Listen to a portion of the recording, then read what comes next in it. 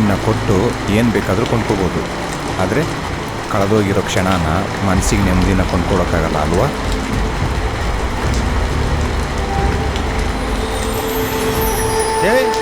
ನೀನು ಯಾಕೆ ಇಲ್ಲಿ ಬಂದೆ? ಮಳೆ ನೆನೀತಾ ಇದ್ದೀನಿ ಅಂತಾನ? ಇದು ಇಸಾತಿ ಮಳೆ.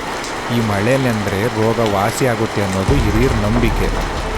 ನನಗೆ ಈ ಶಾಲೆಗಳು, ಆಸ್ಪತ್ರೆಗಳು ಬಡವರಿ ಬೇರೆ ಶ್ರೀಮಂತರಿ ಬೇರೆ ಅಂತ ಇರಬಾರ್ದು, ಎಲ್ರಿಗೂ ಸಮಾನವಾಗಿರಬೇಕು. ಇದ್ದರೆ ಎಲ್ಲರೂ ನೆಮ್ಮದಿಯಾಗಿರಬೇಕು. ಆ ಥರ ಒಂದು ವ್ಯವಸ್ಥಿತವಾದ ಸಮಾಜ ನಿರ್ಮಾಣ ಮಾಡಬೇಕು ಅನ್ನೋ ರೋಗ ಇದೆ.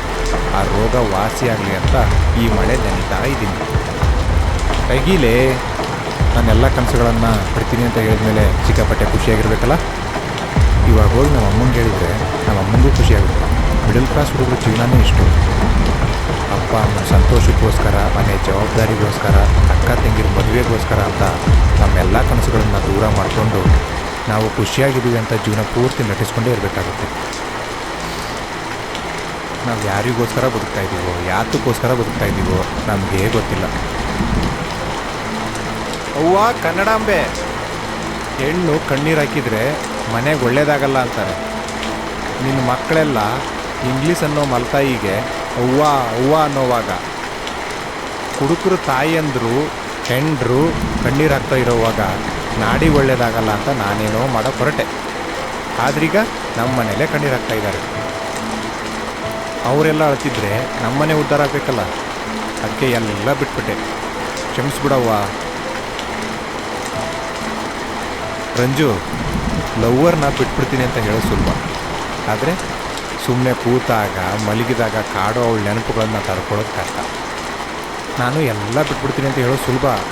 ಆದರೆ ಅದಕ್ಕೋಸ್ಕರ ಪಟ್ಟಿರೋ ಪ್ರಯತ್ನಗಳು, ಆಡಿದ ಮಾತುಗಳು ನೆನಪಾಗಿ ಕಾಡುವಾಗ ತಡ್ಕೊಳ್ಳೋದು ತುಂಬ ಕಷ್ಟ ಕಡೆ.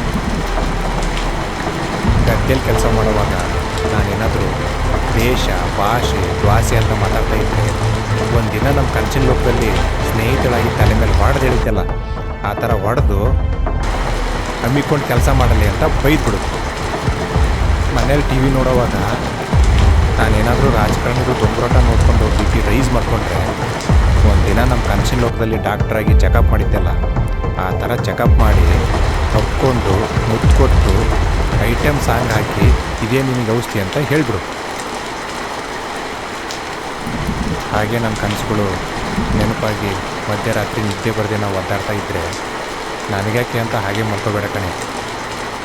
ಒಂದಿನ ನಮ್ಮ ಕನಸಿನ ಲೋಕದಲ್ಲಿ ತಾಯಿಯಾಗಿ ಆರೈಕೆ ಮಾಡಿದ್ದೆಲ್ಲ, ಆ ಥರ ತೊಡೆ ಮೇಲೆ ಮಲಗಿಸ್ಕೊಂಡು ಸಮಾಧಾನ ಮಾಡೋ ಥರ ನಟಿಸ್ಬಿಡು. ನಾನು ಸಮಾಧಾನ ಆಗಿದ್ದೀನಿ ಅನ್ನೋ ಥರ ನಟಿಸ್ಬಿಡ್ತೀನಿ. ಹೇಗೋ ಬೆಳಗಾಗೋಗುತ್ತೆ.